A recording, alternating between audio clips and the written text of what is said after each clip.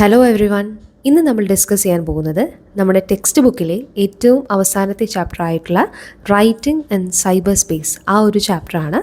Actually ഈ ഒരു chapter നമുക്കൊക്കെ വേണ്ടിയിട്ടുള്ളൊരു ഗൈഡാണ്. അതായത് നമ്മളെല്ലാവരും ഇപ്പോൾ സോഷ്യൽ മീഡിയ പ്ലാറ്റ്ഫോംസ് ഒക്കെ ഉപയോഗിക്കുന്നുണ്ട്. പോസ്റ്റുകൾ ഇടുന്നുണ്ട്, കമൻറ്റുകൾ ഇടുന്നുണ്ട്, പോസ്റ്റിൻ്റെ ചോട്ടിൽ നമുക്കായി നമ്മൾ ഓരോ ക്യാപ്ഷൻസ് കൊടുക്കുന്നുണ്ട്.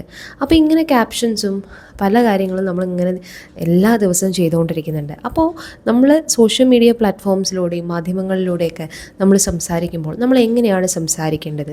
നമ്മൾ അതിൻ്റെ ഒരു മര്യാദകളുണ്ട്, അടിസ്ഥാനപരമായിട്ടുള്ള ഓരോ മര്യാദകളുണ്ട്. അതിനനുസരിച്ചിട്ടാണ് നമ്മൾ സംസാരിക്കേണ്ടത്. അല്ലാണ്ട് സോഷ്യൽ മീഡിയയിൽ കയറിയിട്ട് എന്ത് വേണമെങ്കിലും തോന്നിയാസം വിളിച്ച് പറയാം, ആ ഒരു രീതിയിലല്ല വേണ്ടത്. അപ്പോൾ എങ്ങനെയൊക്കെ നല്ല റെസ്പെക്റ്റോടുകൂടെ നല്ല എഫക്റ്റീവായിട്ട് കമ്മ്യൂണിക്കേഷൻ നമുക്ക് ഈ ഡിജിറ്റൽ സ്പേസസിൽ എങ്ങനെ നടത്താം എന്നതിനെ പറ്റിയിട്ടാണ് ഈ ഒരു ചാപ്റ്ററിൽ പറയുന്നത്. ഇന്ന് നമ്മൾ ജീവിക്കുന്നത് ഇൻ്റർനെറ്റ് റെവല്യൂഷൻ്റെ ഒരു പീരീഡിലാണ്. അതായത് ഇൻ്റർനെറ്റ് ഇല്ലാതെ ജീവിക്കാൻ പറ്റില്ല എന്നുള്ളൊരു അവസ്ഥയിലാണ് അല്ലേ ഇൻ്റർനെറ്റ് അടിമുടി നമ്മുടെ സമൂഹത്തെ മാറ്റിക്കളഞ്ഞു എന്ന് വേണമെങ്കിൽ പറയാം. അപ്പോൾ ഇവിടെ എന്താണ് നടക്കുന്നത്? ഈ ഇൻ്റർനെറ്റ് ഇങ്ങനെ മനുഷ്യന്മാരെ ഇൻഫ്ലുവൻസ് ചെയ്യുമ്പോൾ മനുഷ്യന്മാർക്ക് ഒന്നോ അതിൽ കൂടുതൽ വ്യക്തിത്വങ്ങൾ ഉണ്ടാവുകയാണെന്നാണ് പറയുന്നത്. അതായത് ഐഡൻറ്റിറ്റീസ്. ഇപ്പോൾ നമ്മൾ നേരിൽ കാണുന്ന ഒരു മനുഷ്യനായിരിക്കില്ല ഒരു പക്ഷേ ഓൺലൈനിലൂടെ നമ്മൾ കാണുന്ന മനുഷ്യൻ. ഇപ്പോൾ നമുക്ക് ഒരുപാട് ആപ്പുകളുണ്ട് അല്ലേ, പരസ്പരം ചാറ്റ് ചെയ്യാൻ. ഫേസ്ബുക്ക്, ഇൻസ്റ്റഗ്രാം, ട്വിറ്റർ, ടെലഗ്രാം അല്ലേ, ഇതിലൊക്കെ ഉപരി ഇപ്പോൾ ഡേറ്റിംഗ് ആപ്പുകളും വരുന്നുണ്ട്. അപ്പോൾ ഡേറ്റിംഗ് ആപ്പിലൂടെ കണ്ട ഒരു വ്യക്തി, നമ്മൾ ഓൺലൈനിലൂടെ പരിചയപ്പെട്ട ഒരു വ്യക്തി നമ്മൾ നേരിട്ട് കാണുമ്പോൾ അദ്ദേഹത്തിന് വേറൊരു ഐഡൻറ്റിറ്റിയാണ് ഉണ്ടാവുക. എന്നതുപോലെ ഇപ്പോൾ ഓരോ ആളുകൾക്കും പലതരം ഐഡൻറ്റിറ്റിയാണ്. A person has two identities. One that they use in real life when interacting with people face to face. നേരിട്ട് കാണുമ്പോൾ ഉണ്ടാകുന്ന ആ ഒരു ഐഡൻറ്റിറ്റി. പിന്നെ മറ്റൊരു ഐഡൻറ്റിറ്റി എന്താണ്? That they use in the digital വേൾഡിൽ ഉപയോഗിക്കുന്ന ആ ഒരു ഐഡൻറ്റിറ്റി. അപ്പോൾ ഇന്ന് നമ്മുടെ മനുഷ്യന്മാരെ നമ്മളൊക്കെ സിറ്റിസൺസ് എന്നാണ് വിളിക്കുക അല്ലേ. അത് സിറ്റിസൺസ് ഓഫ് ഇന്ത്യ എന്ന് വിളിക്കുന്നതിന് പകരം നെറ്റിസൺസ് എന്നാണ് നമ്മളിവിടെ വിളിക്കുന്നത്. നെറ്റ് പിന്നെ സിറ്റിസൺ, അതായത് ഇൻ്റർനെറ്റും പിന്നെ സിറ്റിസണും അതിൻ്റെ കൂടെ ഒരു കോമ്പിനേഷനാണ് ഇവിടെ പറയുന്നത്. അപ്പോൾ നമ്മളെല്ലാവരും ഓൺലൈനിൽ വളരെ എൻഗേജ്ഡ് ആണ് അല്ലേ, ഡിജിറ്റലായിട്ട് നമ്മൾ വളരെ ഇൻട്രാക്റ്റഡ് ആണ്. അതുകൊണ്ട് നമ്മളെയൊക്കെ എന്ത് പറയുന്നു? നെറ്റിസൺസ് എന്ന് വിളിക്കുന്നു. അപ്പോൾ ഇൻ്റർനെറ്റ് ശരിക്കും പറഞ്ഞു കഴിഞ്ഞാൽ ഒരു റിയൽ ലൈഫ് സൊസൈറ്റി ആയിട്ട് മാറുകയാണ്. അതായത് ഇന്നിപ്പോൾ നമ്മൾ ഇൻ്റർനെറ്റിലൂടെ നമുക്ക് ഇവിടെ കിടക്കുന്ന ഒരാളെ, കേരളത്തിൽ കിടക്കുന്ന ഒരാളെ വേണമെങ്കിൽ നമുക്ക് അമേരിക്കയിൽ നിന്ന് വേണമെങ്കിലും ബന്ധപ്പെടാം. അല്ലെങ്കിൽ എനിക്കിവിടെ ഇരുന്നു കൊണ്ട് ഒരു വിദേശിയായിട്ടുള്ള ഒരാളോട് സംസാരിക്കാൻ പറ്റും. അപ്പോൾ പലതരം പേഴ്സണാലിറ്റീസ് ഉള്ള ആളുകൾ തമ്മിൽ ഇൻട്രാക്ട് ചെയ്യുന്നു. പല പല കൾച്ചറുള്ള ആളുകൾ ഇൻട്രാക്ട് ചെയ്യുന്നു അല്ലേ, പല പല റീജിയണിലുള്ള ആളുകൾ തമ്മിൽ ഇൻട്രാക്ട് ചെയ്യുന്നു. പിന്നെ ഞാൻ മലയാളമാണ് സംസാരിക്കുക, ചിലപ്പോൾ ഒരു ഹിന്ദിക്കാരനുമായിട്ട് എനിക്ക് ഓൺലൈനിലൂടെ സംസാരിക്കാം. അപ്പോൾ ഇൻ്റർനെറ്റ് എന്ന് പറയുന്നത് പല പല വ്യക്തിത്വങ്ങളായിട്ടും പല പല ആളുകളായിട്ടും ഒരു സൊസൈറ്റി പോലെ നമുക്ക് അങ്ങോട്ടും ഇങ്ങോട്ടും ഇൻട്രാക്ട് ചെയ്യാൻ പറ്റും എന്നാണ് ഇവിടെ പറയുന്നത്. അപ്പോൾ നമ്മുടെ ഇൻ്റർനെറ്റ് നമ്മുടെ ഒരു സമൂഹത്തെ ഒരു ഗ്ലോബൽ സൊസൈറ്റി പോലെ മാറ്റിമറിച്ചു. അങ്ങനെയെങ്കിൽ അതിന് അഡ്വാൻറ്റേജും ഉണ്ടാവും, അതുപോലെ തന്നെ ഡിസഡ്വാൻറ്റേജും ഉണ്ടാവും. അഡ്വാൻറ്റേജ് എന്താണ്? നമുക്ക് എവിടെ കിടക്കുന്ന ആളുകളുമായിട്ട് നമുക്ക് കണക്ട് ചെയ്യാം. കണക്ടിവിറ്റി എന്നാണ് അഡ്വാൻറ്റേജ്. ഇനി എന്താണ് ഡിഫിക്കൽട്ടീസ്? ഓൺലൈൻ ഹെയ്റ്റ്, അതാണ് നമ്മളിനി പഠിക്കാൻ പോകുന്നത്. അതായത് സൈബർ ബുള്ളിയിങ് പോലെയുള്ള പ്രശ്നങ്ങൾ അല്ലേ. ഓൺലൈനിലൊക്കെ വന്നിട്ട് ഒരാളെ പറ്റിയിട്ട് ഇല്ലാത്തതും വളരെ മോശപ്പെട്ട കമൻറ്റുകളും അവരെ ഇൻസൾട്ട് ചെയ്യുന്നതും അല്ലേ, അങ്ങനെയൊക്കെ ചെയ്യുന്ന ഒരുപാട് കാര്യങ്ങൾ നടന്നുകൊണ്ടിരിക്കുന്നുണ്ട്. പിന്നെ കുറേ പറ്റിപ്പ്, അതായത് ഒരാളെ വിളിച്ചിട്ട് ഞങ്ങൾ ഇന്ന പോലീസ് എന്നാണ്, നിങ്ങൾ ഇത്ര രൂപ, നിങ്ങളെ എന്തെങ്കിലും മയക്കുമരുന്ന് കേസിൽ പ്രതിയാണ്, അതുകൊണ്ട് ഇത്ര രൂപ അടയ്ക്കണം എന്നൊക്കെ പറഞ്ഞിട്ട് കോളുകൾ വരുന്നു. അപ്പോൾ ആളുകൾ അത് കേട്ട് ഭയക്കുന്നു. അങ്ങനെയൊക്കെ ഓരോ കാര്യങ്ങൾ ഓരോ ദിവസം പേപ്പറിൽ ഇങ്ങനെ വന്നുകൊണ്ടേയിരിക്കുന്നു. അപ്പോൾ അതൊക്കെയാണ് അതിൻ്റെ ഡിസഡ്വാൻറ്റേജസ് എന്ന് പറയുന്നത്. മനുഷ്യന്മാർ അവരെ യഥാർത്ഥ മുഖങ്ങൾ ഈ മൊബൈലിലൂടെയും കമ്പ്യൂട്ടറുകളിലൂടെയും മറയ്ക്കുന്നു. അങ്ങനെ ഇൻ്റർനെറ്റ് ഉപയോഗിച്ചിട്ട് ഒരുപാട് ഹെയ്റ്റും ഇൻസൾട്ടും വയലൻസും ഒക്കെ സ്പ്രെഡ് ചെയ്തുകൊണ്ടിരിക്കുന്നു. People hide behind their screens and use the internet as a shield to spread hate and insult to others, something they wouldn't do openly in real life because it would lead to immediate consequences. അതായത് ഓപ്പണായിട്ട് ഇങ്ങനെ വന്നിട്ട് ഒരാളെ മോശപ്പെട്ട കാര്യങ്ങൾ പറയാനും insult ചെയ്യാനോ ഒന്നും സാധിക്കാത്ത ഒരു വ്യക്തി ഈ സ്ക്രീനിൻ്റെ പുറകിൽ നിന്ന് സ്വന്തം മുഖം മറച്ചു വെച്ചിട്ട് ഓരോ ആളുകളെ തെറി വിളിക്കുന്നതും അപമാനിക്കുന്നതൊക്കെ ആയിട്ട് നമുക്ക് കാണാം. പല പല ഫേക്ക് അക്കൗണ്ടുകളിൽ നിന്നായിരിക്കും ഇത്തരം കമൻറ്റുകളൊക്കെ വരുന്നത്. കാരണം അവർക്ക് നേരിട്ട് വന്ന് പറയാനുള്ള ധൈര്യമില്ല. പക്ഷെ അങ്ങനെ വന്ന് പറയുമ്പോൾ അത് വായിക്കുന്ന ഒരു വ്യക്തിയെ ഒന്ന് ആലോചിച്ച് നോക്കൂ, എത്രത്തോളം അയാൾക്ക് വിഷമം ഉണ്ടാവും അല്ലേ. അപ്പോൾ ഇത്തരം സംഭവങ്ങളെല്ലാം പ്രൊട്ടക്റ്റ് ചെയ്യാൻ, ഇതൊക്കെ തടയാൻ വേണ്ടിയിട്ട് നമുക്ക് ഒരുപാട് നിയമങ്ങളൊക്കെ ഉണ്ട്. പക്ഷെ എന്നിരുന്നാലും മനുഷ്യന്മാരാരും തന്നെ ഇതൊന്നും ഫോളോ ചെയ്യുന്നില്ല എന്നാണ് പറയുന്നത്. ഇപ്പോഴും ഈ സൈബർ ബുള്ളിയിങ് പോലുള്ള കാര്യങ്ങൾ നടന്നുകൊണ്ടിരിക്കുന്നു. അപ്പോൾ നമ്മൾ ഈ ഡിജിറ്റൽ സ്പേസും സൈബർ സ്പേസൊക്കെ യൂസ് ചെയ്യുമ്പോൾ നമ്മൾ ഫോളോ ചെയ്യേണ്ട കുറച്ച് റൂളുകളുണ്ട്. ആ റൂളും എവിടെയും എഴുതി വെച്ചിട്ടുള്ള ഒന്നല്ല, എന്നാലും നമ്മൾ സംസാരിക്കുമ്പോൾ ഒരു എഫക്റ്റീവായിട്ടുള്ളൊരു ഓൺലൈൻ കമ്മ്യൂണിക്കേഷൻ്റെ ആവശ്യമുണ്ടെങ്കിൽ നമ്മൾ എങ്ങനെയൊക്കെ ചെയ്യണം എന്നതിനെ പറ്റിയിട്ട് കുറച്ച് സൈബർ എറ്റിക്കേറ്റുകളുണ്ട്. അതായത് കുറച്ച് മര്യാദകളുണ്ട്, ചിട്ടവട്ടങ്ങളൊക്കെ ഉണ്ടെന്ന് നമ്മൾ പറയില്ലേ, അല്ലെങ്കിൽ കുറച്ച് ആചാരങ്ങളൊക്കെ ഉണ്ടെന്ന് നമ്മൾ പറയില്ലേ, അതാണ് എറ്റിക്കറ്റുകൾ എന്ന് പറയുന്നത്. അപ്പോൾ അത് ഫോളോ ചെയ്യണം എന്നാണ് പറയുന്നത്. ഇപ്പോൾ ഇന്നത്തെ നമ്മുടെ ഓൺലൈൻ മാധ്യമങ്ങളിലേക്ക് ചിലപ്പോൾ ഒരു പക്ഷേ മാർജിനലൈസ്ഡ് ഗ്രൂപ്പുകൾ, അതായത് റേഷ്യൽ ഡിസ്ക്രിമിനേഷൻ, മതത്തിൻ്റെ പേരിൽ ഡിസ്ക്രിമിനേഷൻ, സ്ത്രീകൾക്കെതിരെയുള്ള അനീതികൾ, ട്രാൻസ്ജെൻഡേഴ്സ്, ദളിത്, ഇതിനൊക്കെതിരെ ഒരുപാട് ക്രിറ്റിസിസവും ഒരുപാട് ഡിസ്ക്രിമിനേഷനൊക്കെ ഓൺലൈൻ മാധ്യമങ്ങളിലൂടെ നമ്മൾ കാണുന്നുണ്ട്. അവളെ കാണാൻ ഒരു ഭംഗിയില്ല, ഇതൊക്കെ ഒരു സ്ത്രീയാണോ, അല്ലെങ്കിൽ ഇതെന്താ ഒരു ആണും പെണ്ണും കെട്ടവനാണോ എന്നൊക്കെ ചോദിച്ച് കമൻറ്റുകളൊക്കെ വരാറുണ്ട്. അപ്പോൾ അത്തരം ആളുകൾക്കെതിരെ ഒരുപാട് ഡിസ്ക്രിമിനേഷൻ ഇന്നും നമ്മുടെ ഈ ഓൺലൈൻ മാധ്യമങ്ങളിലൂടെ നടന്നുകൊണ്ടിരിക്കുന്നു. അപ്പോൾ എങ്ങനെയൊക്കെ ഈ ഒരു ഇൻ്റർനെറ്റിൽ എങ്ങനെയൊക്കെ നല്ല രീതിയിൽ പെരുമാറാം, എങ്ങനെ ഈ ഇൻ്റർനെറ്റിനെ നല്ല രീതിയിൽ ഹാൻഡിൽ ചെയ്യാം, ഇൻ്റർനെറ്റ് വളരെ സേഫോടുകൂടെ ഹാൻഡിൽ ചെയ്യാം, നമ്മൾ ഓരോ കാര്യം കണ്ടു കഴിഞ്ഞാൽ അതിനെതിരെ വളരെ റൂഡായിട്ടും വളരെ മോശമായ രീതിയിലുള്ള ബിഹേവിയർ ഒഴിവാക്കി നല്ല മര്യാദ ഭാഷയിൽ സംസാരിക്കുകയും നല്ല രീതിയിൽ പെരുമാറുകയൊക്കെ എങ്ങനെ ചെയ്യാമെന്നാണ് ഈ ഒരു ഇതിൽ പറയുന്നത്. അതുപോലെ തന്നെ കുട്ടികളായിരിക്കുന്ന കാലം തൊട്ട് തന്നെ സ്കൂളുകളിലും മറ്റും ഇതിനെ പറ്റിയിട്ട് എങ്ങനെയൊക്കെ ഒരു ഓൺലൈൻ മാധ്യമത്തിൽ പെരുമാറാം എന്നതിനെയൊക്കെ പറ്റിയിട്ട് പഠിപ്പിക്കണമെന്നും പറയുന്നു.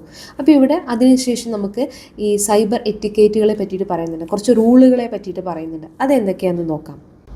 ആദ്യത്തെ റൂൾ എന്ന് പറയുന്നത്, നമ്മൾ സംസാരിക്കുമ്പോൾ നല്ല മര്യാദയിൽ നല്ല റെസ്പെക്റ്റോടുകൂടെ സംസാരിക്കുക.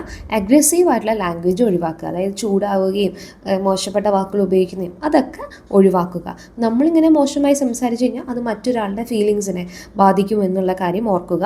അപ്പോൾ ഈ ട്രോളിങ്, അതുപോലെ തന്നെ കളിയാക്കുന്ന പടങ്ങൾ, ഇമോജീസിൻ്റെയൊക്കെ ഉപയോഗങ്ങളെല്ലാം കുറയ്ക്കുക. അപ്പോൾ നമ്മളിപ്പോൾ ചിലപ്പോൾ രാഷ്ട്രീയ പ്രവർത്തകരെയോ സിനിമാ നടിമാരെയൊക്കെ ചിലപ്പോൾ ഇങ്ങനെ ഒരുപാട് ട്രോളുകളൊക്കെ വരുന്നത് കാണാറുണ്ട്. അപ്പോൾ അത്തരം കാര്യങ്ങളൊക്കെ ഒരാൾ ഇൻസൾട്ട് ചെയ്യുന്നതിന് തുല്യമാണ്. അത്തരം കാര്യങ്ങളൊക്കെ ഒഴിവാക്കുക. പിന്നെ പ്രൈവസി, ഒരാളുടെ പേഴ്സണൽ ഇൻഫോർമേഷൻ അദ്ദേഹത്തിൻ്റെ സമ്മതം കൂടാതെ മറ്റൊരാൾക്കും ഉപയോഗിക്കാൻ കൊടുക്കരുത്, അല്ലെങ്കിൽ ഓൺലൈൻ മാധ്യമങ്ങളിൽ പോസ്റ്റ് ചെയ്യരുത്.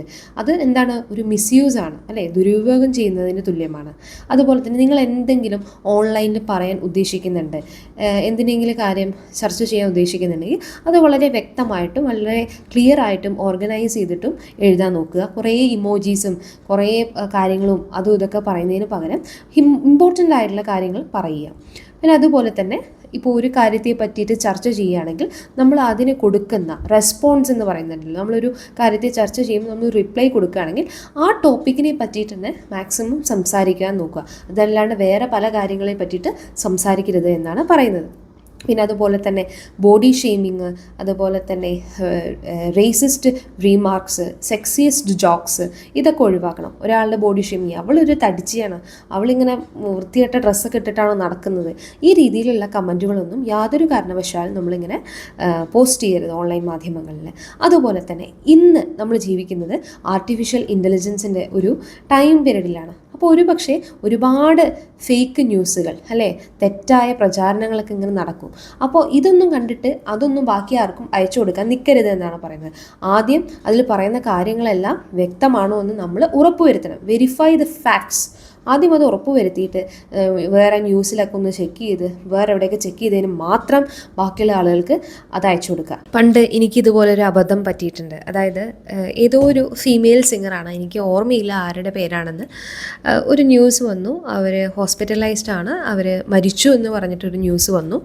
അപ്പോൾ ഞാനിത് കണ്ടപ്പോൾ അയ്യോ സത്യമാണെന്ന് വിചാരിച്ച് ഞാൻ എൻ്റെ അമ്മയ്ക്കും അച്ഛനും ഒക്കെ അത് അയച്ചു കൊടുത്തു. പക്ഷേ സത്യാവസ്ഥയിൽ അതൊരു തെറ്റായിട്ടുള്ള പ്രചാരണമായിരുന്നു. എന്നിട്ട് എനിക്ക് എൻ്റെ അച്ഛൻ്റെ അമ്മയുടെ എന്നൊക്കെ ചീത്ത കേട്ടു. കാരണം നീ എന്ത് കണ്ടിട്ടാണ് നീ ഇങ്ങനത്തെ ന്യൂസുകളൊക്കെ വായിക്കുന്നത്, ഇത് എവിടെ നിന്നാണ് കിട്ടുന്നത് എന്നൊക്കെ ചോദിച്ചു. സത്യം പറഞ്ഞാൽ അതെൻ്റെ ഒരു ഫ്രണ്ട് അയച്ചു തന്നതാണ്. ഒരു പാട്ടുകാരിയായിരുന്നു, ആരാണെന്ന് എനിക്ക് ഓർമ്മയില്ല. അപ്പോൾ പിന്നീട് മനസ്സിലായി അവർ ഹോസ്പിറ്റലൈസ്ഡ് ആണ്. കാരണം അവർക്ക് വയ്യായിരുന്നു, അത്രയേ ഉള്ളൂ, അല്ലാണ്ട് അവർ മരിച്ചിട്ടൊന്നുമില്ല. അപ്പോൾ ഇങ്ങനത്തെ ഓരോ തെറ്റായിട്ടുള്ള കാര്യങ്ങളാണ് നമ്മുടെ ഈ ഓൺലൈൻ മാധ്യമങ്ങളിലൂടെയൊക്കെ ഇങ്ങനെ സ്പ്രെഡ് ചെയ്തുകൊണ്ടേ ഇരിക്കുന്നത്. അതുകൊണ്ട് നമ്മളൊരു കാര്യത്തെ പറ്റിയിട്ട് എ ടു സെഡ് അറിഞ്ഞതിന് ശേഷം മാത്രം മറ്റൊരാൾക്ക് അയച്ചു കൊടുക്കുക. Don't blindly forward messages without checking their authenticity. അതുപോലെ തന്നെ നിങ്ങൾക്കറിയാം, നമ്മൾ എന്ത് തന്നെ സാധനങ്ങളും ഇൻ്റർനെറ്റിൽ പോസ്റ്റ് ചെയ്ത് കഴിഞ്ഞാൽ അതൊരിക്കലും അവിടെ നിന്ന് എറൈസ് ചെയ്യാൻ പറ്റില്ല അല്ലേ, അത് അവിടെ തന്നെ കിടക്കും. അപ്പോൾ ഒരു സാധനം പോസ്റ്റ് ചെയ്യാൻ ഉദ്ദേശിക്കുന്നുണ്ടെങ്കിൽ അതിനെ പറ്റിയിട്ട് നല്ലോണം ആലോചിച്ചതിന് മാത്രം അത് പോസ്റ്റ് ചെയ്യാൻ ശ്രമിക്കുക. പിന്നെ അതുപോലെ തന്നെ അപ്പോൾ എല്ലാവർക്കും മിസ്റ്റേക്കുകൾ പറ്റുമല്ലേ. അപ്പോൾ നമ്മളോട് ആരെങ്കിലും മോശമായിട്ട് ഇൻ്റർനെറ്റിലൂടെ പെരുമാറിയെന്നുണ്ടെങ്കിൽ ചെറിയ ചെറിയ മൈനർ മിസ്റ്റേക്കുകളൊക്കെയാണ്, അല്ലെങ്കിൽ മൈനർ മിസ്ഇൻഫോർമേഷൻസ് ഒക്കെ ആണെങ്കിൽ അവരോടൊക്കെ ഒന്ന് ജസ്റ്റ് ഒന്ന് ക്ഷമിക്കുക. ഫോർഗീവ് അതേഴ്സ്, കുറച്ചും കൂടെ പേഷ്യൻ്റായിട്ട് ഇരിക്കുക. പെട്ടെന്ന് അവരോട് ചാടിക്കയർത്ത് സംസാരിക്കുന്നതിലുപരി കുറച്ചും കൂടെ നല്ല രീതിയിൽ അവരെ ഒന്ന് മനസ്സിലാക്കി പോട്ടെ എന്നുള്ള രീതിയിൽ കുറച്ചുകൂടെ പേഷ്യൻ്റായി നിൽക്കുക എന്ന് പറയുന്നുണ്ട്. ഈ റൂൾസ് എന്തൊക്കെയാണ്? റെസ്പെക്റ്റ്ഫുൾ ആവുക, റെസ്പോൺസിബിൾ ആവുക, സേഫ് ആയിരിക്കുക. ഇതൊക്കെയാണ് ഇതിൽ പറയുന്നത്. നമ്മുടെ കാര്യം, നമ്മുടെ ഭാഗം ക്ലിയർ ആക്കി വെക്കുക. ഒരു റൂൾ കൂടെ ഇവിടെ പറയുന്നുണ്ട്, a strict no to cyber hate mongering. അതായത് ഹെയ്റ്റ് മോങ്കറിങ് എന്ന് വെച്ച് കഴിഞ്ഞ് കഴിഞ്ഞാൽ നമ്മൾ ഹെയ്റ്റും നെഗറ്റിവിറ്റിയും ഒക്കെ ഓൺലൈനിലൂടെ സ്പ്രെഡ് ചെയ്യുക. ഒരു വ്യക്തിക്കോ അതല്ലെങ്കിൽ ഒരു കമ്മ്യൂണിറ്റിക്കോ എതിരെ മോശമായിട്ടുള്ള കാര്യങ്ങളും വളരെ നെഗറ്റീവായിട്ടുള്ള കാര്യങ്ങളും ഇങ്ങനെ സ്പ്രെഡ് ചെയ്തുകൊണ്ടേയിരിക്കുക. ഇപ്പോൾ ചില പൊളിറ്റിക്കൽ പാർട്ടീസ് അവരുടെ ഒപ്പോണൻറ്റ് പാർട്ടി അല്ലെങ്കിൽ ഒപ്പോസിഷനിലുള്ള പാർട്ടിക്കെതിരെ ഒരുപാട് ഇങ്ങനത്തെ ഹെയ്റ്റും വയലൻസും അല്ലെങ്കിൽ നെഗറ്റിവിറ്റിയൊക്കെ ഇങ്ങനെ സ്പ്രെഡ് ചെയ്തുകൊണ്ടിരിക്കും. അവർ നന്നല്ല, അവരിങ്ങനെ ചെയ്തു, അവരങ്ങനെ ചെയ്തു, അവർ രണ്ടാളുകളെ കൊന്നിട്ടാണ് അവരിങ്ങനെ അങ്ങനെ ഒരുപാട് നമുക്ക് വളരെ ഹെയ്റ്റ് ഇങ്ങനെ സ്പ്രെഡ് ചെയ്തുകൊണ്ടേയിരിക്കും. അതുപോലെ തന്നെ ചില റിലീജിയസ് ഗ്രൂപ്പുകളും വേണമെങ്കിൽ ആവാം. മറ്റ് റിലീജിയന് ആ റിലീജിയൻ ശരിയല്ല, ഈ റിലീജിയൻ ശരിയല്ല എന്നൊക്കെ പറഞ്ഞിട്ട് അങ്ങനെയും ഹെയ്റ്റ് ക്യാമ്പയിനുകൾ നടത്താം. എന്നാൽ ഇതിലൊന്നും നമ്മൾ ഒരു ഭാഗവും അതിൽ പങ്കെടുക്കാൻ പാടില്ല എന്നാണ് പറയുന്നത്. അപ്പോൾ ഇങ്ങനെ നമ്മളിപ്പോൾ റിലീജിയൻ്റെയോ കാസ്റ്റിൻ്റെയോ കമ്മ്യൂണിറ്റിയുടെ ഒക്കെ പേരിൽ നമ്മളിപ്പോൾ കിടന്നിട്ട് ഹെയ്റ്റ് ക്യാമ്പയിനിലൊക്കെ പങ്കെടുക്കുകയാണെങ്കിൽ അത് മറ്റൊരാളുടെ ഇമോഷൻസിനെ ബാധിക്കും അല്ലേ. ഓരോ ആളുകൾക്കും ഓരോ വിശ്വാസങ്ങളാണ്. അപ്പോൾ നമ്മൾ ഒരാളുടെയും വിശ്വാസത്തെ നമ്മൾ വിഷമിപ്പിക്കാനോ വേദനിപ്പിക്കാനോ ഒന്നും പാടില്ല. അപ്പം ഇങ്ങനത്തെ ഹെയ്റ്റ്ഫുൾ ആയിട്ടുള്ള ഫൈറ്റുകൾക്കോ പ്രൊട്ടസ്റ്റുകൾക്കോ ഒന്നിനും നമ്മൾ നിൽക്കരുത്. ഇപ്പോൾ ഓൺലൈൻ ക്യാമ്പയിനുകൾ എന്ന് പറഞ്ഞിട്ട് തുടങ്ങും. അങ്ങനെ തുടങ്ങി അത് നമ്മുടെ രാജ്യത്തെ തന്നെ ബാധിക്കുന്ന തരത്തിലാണ്. ഇപ്പം ഇന്ത്യയൊക്കെ പോലുള്ള ഇങ്ങനത്തെ ഒരു രാജ്യം, ഒരു ഡൈവേഴ്സ് കൺട്രിയിൽ ഒരുപാട് റിലീജിയൻ ഉണ്ട്, ഒരുപാട് ലാംഗ്വേജ് ഉണ്ട്, ഒരുപാട് കൾച്ചറുകളുണ്ട്. അപ്പോൾ ഈ ചെറിയ പ്രൊട്ടസ്റ്റുകൾ ഇങ്ങനെ ഓൺലൈനിൽ തുടങ്ങിക്കഴിഞ്ഞ് കഴിഞ്ഞാൽ അത് അവസാനം ഒരു പക്ഷേ വലിയൊരു വയലൻസ് ആയിട്ട് മാറാൻ സാധ്യതയുണ്ട്. അതുകൊണ്ട് നമ്മളാരും ഈ പണിക്ക് നിൽക്കരുത് എന്നാണ് പറയുന്നത്. നമ്മൾ ഇത്ര നേരം പറഞ്ഞുകൊണ്ടിരുന്നത് നമ്മൾ ഓൺലൈൻ മാധ്യമങ്ങൾ ഉപയോഗിക്കുമ്പോൾ, നമ്മൾ സംസാരിക്കുമ്പോൾ ഏതൊക്കെ തരത്തിലാണ്, ഏതൊക്കെ റൂൾസ് നമ്മൾ ഉപയോഗിച്ചിട്ടാണ് സംസാരിക്കേണ്ടത് എന്നാണ്. അപ്പോൾ പല സിനാരിയോസ് വരാം. അതായത് നമുക്കൊരു ഫോർമൽ ആയിട്ടുള്ള രീതിയിലും ഇൻഫോർമൽ ആയിട്ടുള്ള രീതിയിലും നമുക്ക് സംസാരിക്കേണ്ടി വരും. ഇൻഫോർമൽ എന്ന് വെച്ച് കഴിഞ്ഞാൽ നമ്മളിപ്പോൾ നമ്മുടെ ഫ്രണ്ട്സിൻ്റെ ഗ്രൂപ്പിൽ ചാറ്റ് ചെയ്യുകയാണ്, നമ്മളൊരു ഓൺലൈൻ ഗെയിമിംഗ് കമ്മ്യൂണിറ്റിയിൽ സംസാരിക്കുകയാണ്, അല്ലെങ്കിൽ നമ്മളൊരു പോസ്റ്റ് ഇടുകയാണെങ്കിൽ നമുക്ക് കുറച്ചും കൂടെ നമ്മുടെ ലാംഗ്വേജ് കുറച്ചും കൂടെ ഫ്ലെക്സിബിൾ ആക്കാം അല്ലേ, നമുക്ക് കുറച്ചും കൂടെ ഈസി ആയിട്ട് സംസാരിക്കാം. പക്ഷേ അതുപോലെയാണോ നമ്മളൊരു ഓൺലൈൻ കോൺഫറൻസിൽ ഇരിക്കുകയാണെങ്കിൽ അപ്പോൾ അവിടുത്തെ നമ്മുടെ ലാംഗ്വേജ് എങ്ങനെയായിരിക്കും? കുറച്ചും കൂടെ ഫോർമലായിരിക്കും. നമുക്കിപ്പോൾ ഫോർമൽ ലെറ്റർ ഇൻഫോർമൽ ലെറ്റർ എഴുതില്ലേ? ഇൻഫോർമൽ ലെറ്റർ ആർക്ക് എഴുതാം? നമുക്ക് അറിയപ്പെടുന്ന, നമുക്ക് അത്രയും അടുപ്പുള്ള ഫ്രണ്ട്സിനൊക്കെ വേണ്ടിയിട്ട് അല്ലേ, അല്ലെങ്കിൽ ഫാമിലി മെമ്പേഴ്സിന്. നമ്മുടെ ഫോർമൽ എങ്ങോട്ട് എഴുതാം? വലിയ ഉദ്യോഗസ്ഥന്മാർക്കോ നമ്മുടെ ടീച്ചേഴ്സിനോ അങ്ങനെ വലിയ ആളുകൾക്കാണ് നമ്മൾ ഫോർമൽ ലെറ്റേഴ്സ് എഴുതുക. എന്നതുപോലെ തന്നെയാണ് നമ്മൾ ഓരോ സിറ്റുവേഷൻസ് അനുസരിച്ച് നമ്മൾ യൂസ് ചെയ്യുന്ന ആ ലാംഗ്വേജിൽ ചെറിയ മാറ്റം വരും. ഇപ്പോൾ ഒരു ഫോർമൽ കാര്യമാണ്. ഇപ്പോൾ ഒരു ഓൺലൈൻ കോൺഫറൻസ് നടക്കുകയാണെങ്കിൽ നമ്മൾ അവിടെ ഉപയോഗിക്കുന്ന ലാംഗ്വേജ് എങ്ങനെയായിരിക്കണം? റെസ്പെക്റ്റ്ഫുൾ സർ അങ്ങനെയൊക്കെ ആയിരിക്കണം അല്ലേ. അതേസമയം എന്താടാ വിശേഷം എന്ന് പോയി ചോദിച്ചിട്ട് കാര്യമുണ്ടോ? അപ്പോൾ നമുക്ക് അവിടെ നിന്ന് അടി കിട്ടും അല്ലേ. അപ്പോൾ ഫോർമൽ രീതിയിലാണെങ്കിൽ when communicating professionally or academically we must follow certain rules. ഒന്ന്, നമ്മൾ യൂസ് പ്രോപ്പർ സാലുറ്റേഷൻസ് ആൻഡ് സിഗ്നേച്ചേഴ്സ്. ഒരു റെസ്പെക്റ്റ്ഫുൾ ഗ്രീറ്റിംഗ് ഒക്കെ കൊടുക്കുക. ഡിയർ സാർ, ഡിയർ മാഡം, അല്ലെങ്കിൽ നമ്മളൊരു ഇമെയിലൊക്കെ അയക്കുകയാണെങ്കിൽ ഇമെയിലിൻ്റെ അവസാനം നമ്മൾ പ്രോപ്പർ സിഗ്നേച്ചറൊക്കെ ഇട്ടിട്ട് സിൻസിയർലി യുവർ നെയിം എന്നൊക്കെ പറഞ്ഞിട്ട് കൊടുക്കാം. പിന്നെ അവോയ്ഡ് സ്ലാങ് എന്ന് വെച്ചാൽ കാഷ്വൽ വേർഡ്സ് ഒക്കെ ഉണ്ട്, ഗോന വാന അങ്ങനെയൊക്കെ പറയുന്ന ഒരു സ്ലാങ് ലാംഗ്വേജസ് ഒന്നും യൂസ് ചെയ്യരുത് എന്നാണ് പറയുന്നത്. അതുപോലെ തന്നെ ജാർഗൻസ് യൂസ് ചെയ്യരുത് എന്ന് പറയുന്നുണ്ട്. ജാർഗൻസ് വെച്ചാൽ ടെക്നിക്കൽ ടേംസ് തന്നെയാണ്, ഈ സ്ലാങ് പോലെയുള്ള വാക്യങ്ങൾ തന്നെയാണ്. ഗോന വാന, ഐ ആം ഗോന ഈറ്റ് ഫുഡ്, അങ്ങനെയൊന്നും നമ്മൾ സംസാരിക്കാൻ പാടില്ല എന്നാണ് പറയുന്നത്. നമ്മൾ എന്താണോ പറയാൻ ഉദ്ദേശിക്കുന്നത് അത് വളരെ കൃത്യമായിട്ട് വളരെ ചുരുക്കി ടു ദ പോയിന്റിൽ നമ്മൾ സംസാരിക്കണം. അപ്പോൾ അവർക്ക് മനസ്സിലാകും. പിന്നെ സെൻറ്റൻസസ് എല്ലാം വെൽ സ്ട്രക്ചേർഡ് ആയിരിക്കണം, ഗ്രാമറ്റിക്കൽ എറേഴ്സ് ഒന്നും പാടില്ല. പിന്നെ അതുപോലെ തന്നെ നമ്മൾ എന്തെങ്കിലും ഫയലുകളോ കാര്യങ്ങളോ ഒക്കെ സെൻഡ് ചെയ്യാൻ ആഗ്രഹിക്കുന്നുണ്ടെങ്കിൽ അത് നല്ല സെക്യൂർ ലിങ്ക്സ് ഒക്കെ ഉപയോഗിച്ചിട്ട് ഫയലുകൾ ഷെയർ ചെയ്യുക. ഇപ്പോൾ നമ്മൾ ഗവൺമെൻറ് സൈറ്റിൽ നിന്ന് നമ്മുടെ തന്നെ എന്തെങ്കിലും ഫയലുകൾ ഡൗൺലോഡ് ചെയ്യുകയാണെങ്കിൽ അതിന് പാസ്വേഡൊക്കെ ഉണ്ടാവും, നമ്മുടെ ഡേറ്റ് ഓഫ് ബർത്ത് ഒക്കെ വെച്ചിട്ട് പാസ്വേഡൊക്കെ ഉണ്ടാവും. അപ്പോൾ അതാണ് ആ ഒരു secure links to share files എന്ന് ഉദ്ദേശിക്കുന്നത്. അതുപോലെ തന്നെ ഫോർമൽ ടൈറ്റിൽസ് ഉപയോഗിക്കുക. അപ്പോൾ ഡോക്ടറാണോ, മിസ്റ്റർ ആണോ, മിസ്സസ് ആണോ, അതൊക്കെ ആ ഒരു ഫോർമൽ ടൈറ്റിൽസ് എപ്പോഴും ഉപയോഗിക്കാൻ ശ്രദ്ധിക്കുക. ഇനി അടുത്തത് നമ്മൾ ഇൻഫോർമലായിട്ട് സംസാരിക്കുമ്പോൾ എങ്ങനെയാണെന്നാണ് നോക്കുന്നത്. നമുക്ക് കുറച്ചുകൂടെ ഫ്രണ്ട്ലി ആവാം, ഫ്രണ്ട്ലി ടോണുകൾ ഉപയോഗിക്കാം. അതുപോലെ ഇമോജീസൊക്കെ നമുക്ക് യൂസ് ചെയ്യാം, നമ്മുടെ ഇമോഷൻസൊക്കെ എക്സ്പ്രസ് ചെയ്യാൻ വേണ്ടിയിട്ട് ഇമോജീസ് യൂസ് ചെയ്യാം. പക്ഷേ അതിൻ്റെ ആ ഒരു കുറേ കൂടുതലൊന്നും ഉപയോഗിച്ചിട്ട് അതിനെ ഓവർ യൂസ് ചെയ്യരുത് എന്ന് പറയുന്നു. പിന്നെ വലിയ ലോങ് മെസ്സേജസ് ഒന്നും അയക്കരുത്, ലോങ് ആൻഡ് അൺനെസസറി മെസ്സേജസ് അയക്കുന്നത് ഒഴിവാക്കുക. പിന്നെ സ്ലാങ് നമ്മൾ ഐ എം ഗോന, ഐ എം വാന അതൊക്കെ യൂസ് ചെയ്യാം, അതൊന്നും ഒരു കുഴപ്പമില്ല. പക്ഷെ ഒരിക്കലും ഒഫെൻസീവായിട്ടുള്ള വേർഡുകൾ ഉപയോഗിക്കരുത് എന്ന് പറയുന്നു. അതായത് ഇൻസൾട്ടൊക്കെ ചെയ്യുന്ന രീതിയിലൊന്നും നമ്മൾ സംസാരിക്കാൻ പാടില്ല എന്നാണ് പറയുന്നത്. പിന്നെ നമുക്ക് ഈ ഒരു ഇൻഫോർമൽ പ്ലാറ്റ്ഫോം, അതായത് കുറച്ചും കൂടെ കാഷ്വലായി സംസാരിക്കാൻ പറ്റുന്നതുകൊണ്ട് നമുക്ക് നമ്മുടെ ചിന്തകളും തോട്ട്സുകളും എക്സ്പീരിയൻസൊക്കെ ഷെയർ ചെയ്യാൻ പറ്റും. അപ്പോൾ share personal experiences and opinions. അതുപോലെ തന്നെ ഇൻഫോർമൽ ലാംഗ്വേജ് യൂസ് ചെയ്യും. നമുക്ക് വേണമെങ്കിൽ അബ്രീവിയേഷൻസ് ഒക്കെ ഉപയോഗിക്കാം. ഇപ്പോൾ ലോൽ എന്ന് പറയുന്നുണ്ട് അല്ലേ, ലോഫ് ഔട്ട് ലൗഡ്. അതുപോലെ തന്നെ ഞാനൊക്കെ യൂസ് ചെയ്യും IDK, അതായത് ഐ ഡോണ്ട് നോ എന്നുള്ള അബ്രീവിയേഷൻ ഷോർട്ട് ഫോംസ് ഒക്കെ ഞാൻ യൂസ് ചെയ്യാറുണ്ട്. അപ്പോൾ അതിനൊന്നും കുഴപ്പമില്ല എന്നാണ് പറയുന്നത്. ഞാൻ കുറച്ച് മുമ്പ് പറഞ്ഞിട്ടുണ്ടായിരുന്നു എനിക്ക് പറ്റിയിട്ടുള്ളൊരു അബദ്ധം. ഞാനൊരു ഫേക്ക് ന്യൂസ് എൻ്റെ വീട്ടുകാർക്കൊക്കെ അയച്ചു കൊടുത്തു, എനിക്ക് ചീത്ത കേട്ടു എന്നൊക്കെ പറഞ്ഞു. അതുപോലെ തന്നെ എപ്പോഴും ഇങ്ങനെ ഒരുപാട് ഫേക്ക് ന്യൂസുകൾ ഇങ്ങനെ സ്പ്രെഡ് ചെയ്തുകൊണ്ടേ ഇരിക്കുകയാണ്. അപ്പോൾ ആൻറ്റി സോഷ്യൽ എലമെൻറ്റ്സ് എന്നിവിടെ പറയുന്നുണ്ട്. അതായത് people who cause trouble in സൊസൈറ്റിയിൽ എന്തെങ്കിലുമൊക്കെ പ്രശ്നങ്ങൾ ഉണ്ടാക്കാൻ വേണ്ടിയിട്ട് വരുന്ന ആളുകളെയാണ് ആൻറ്റി സോഷ്യൽ എലമെൻറ്റ്സ് എന്ന് പറയുന്നത്. അപ്പോൾ അതുപോലെ ഇവിടെ ഒരു ഫേക്ക് മെസ്സേജ് ഇങ്ങനെ ഇന്ത്യയിൽ അങ്ങനെ ചുറ്റിക്കൊണ്ട് നടന്നു എന്നാണ് പറയുന്നത്. അതായത് ഒരു സോഫ്റ്റ് ഡ്രിങ്ക് ഉണ്ട്, സോഫ്റ്റ് ഡ്രിങ്കിൽ എയ്ഡ്സ് ബാധിതനായ വ്യക്തിയുടെ ബ്ലഡുമായിട്ട് കലർന്നു അല്ലെങ്കിൽ കണ്ടാമിനേറ്റഡ് ആയിട്ടുണ്ടെന്ന് പറഞ്ഞിട്ട് ഇങ്ങനെ ഒരു മെസ്സേജ് സ്പ്രെഡ് ആയിക്കൊണ്ടേയിരുന്നു. നമ്മളൊക്കെ കുടിക്കുന്ന ഈ ഒരു പെപ്സി അല്ലെങ്കിൽ മിറാൻഡാക്ക പോലുള്ള ആ ഒരു സോഫ്റ്റ് ഡ്രിങ്കിൽ ഏതോ ഒരു എയ്ഡ്സ് ഒക്കെ ഉള്ള ഒരാളുടെ ബ്ലഡുമായി അത് കലർന്നു, കണ്ടാമിനേറ്റഡ് ആയി പറഞ്ഞിട്ട് ഇങ്ങനെ അത് പരന്നുകൊണ്ടേയിരുന്നു. അപ്പോൾ ആളുകളൊക്കെ പേടിച്ചു, ആളുകൾ ചോദിച്ചു ഇതൊക്കെ സത്യമായിട്ടുള്ള ന്യൂസാണെന്ന്. അപ്പോൾ അതിൻ്റെ സത്യാവസ്ഥ പോലും മനസ്സിലാക്കാതെ ഒരുപാട് ആളുകൾ അതിൻ്റെ ഫാക്ട്സ് ഒന്നും വെരിഫൈ ചെയ്യാതെ കുറേ ആളുകൾക്ക് അത് സ്പ്രെഡ് ചെയ്തു. So this example highlights danger of blindly sharing unverified content on social media. Actually ഒരിക്കലും എയ്ഡ്സ് അങ്ങനെ ഒരിക്കലും സ്പ്രെഡ് ആവില്ല.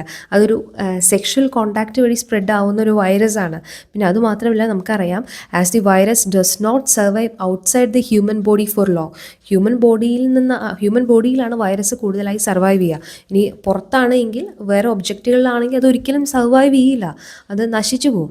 ഇത്തരം ബേസിക് ആയിട്ടുള്ള കാര്യങ്ങളൊന്നും പോലും അറിയാതെ ഇവിടെ എന്താ ചെയ്യുന്നത്, ആ ഒരു മെസ്സേജ് എല്ലാവർക്കും അയച്ചു കൊടുത്ത് നാട്ടുകാരെ ഫുള്ളും പരിഭ്രാന്തരാക്കി എന്നാണ് പറയുന്നത്. അതുപോലെ വേറൊരു ന്യൂസ് ഉണ്ടായിരുന്നു, യുണൈറ്റഡ് നേഷൻസ് നമ്മുടെ ഇന്ത്യയുടെ ദേശീയ ഗാനം നാഷണൽ ആന്തം ആണ് ഏറ്റവും ബെസ്റ്റ് എന്ന് പറഞ്ഞിട്ട് ഡിക്ലെയർ ചെയ്തു. അപ്പോൾ അതും ഒരു തെറ്റായിട്ടുള്ള ഇൻഫോർമേഷൻ ആയിരുന്നു. ഇനി ചില ഫേക്ക് മെസ്സേജസ് നമ്മളെ യാതൊരു തരത്തിലും ഹാം ചെയ്യുന്നതോ നമ്മളെ ബുദ്ധിമുട്ടിക്കുന്നതായിട്ടോ ഒന്നും തന്നെയല്ല.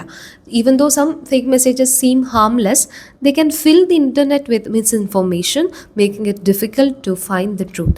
അതായത് ഇപ്പോൾ ചിലതൊന്നും നമുക്ക് വലിയ ഇമ്പോർട്ടൻ്റ് ഉള്ള കാര്യങ്ങളൊന്നും ആയിരിക്കില്ല, ചെറിയ കാര്യങ്ങളായിരിക്കും. പക്ഷേ എന്തെന്നിരുന്നാലും ഈ ഇൻ്റർനെറ്റിൽ ഫുള്ളും അപ്പോൾ എന്താണ്, ഫുൾ മിസ്ഇൻഫോർമേഷനാണ്, തെറ്റായ ധാരണകൾ മാത്രമേ ഉള്ളൂ. അപ്പോൾ നമുക്ക് സത്യം എന്തെന്ന് കണ്ടുപിടിക്കാൻ നമുക്ക് ബുദ്ധിമുട്ട് വരികയാണെന്നാണ് പറയുന്നത്. ഇനി അടുത്തത് ഇവിടെ പറയുന്നത് സൈബർ ബുള്ളിങ്ങിനെ പറ്റിയിട്ടാണ്. എന്താണ് സൈബർ ബുള്ളിങ്?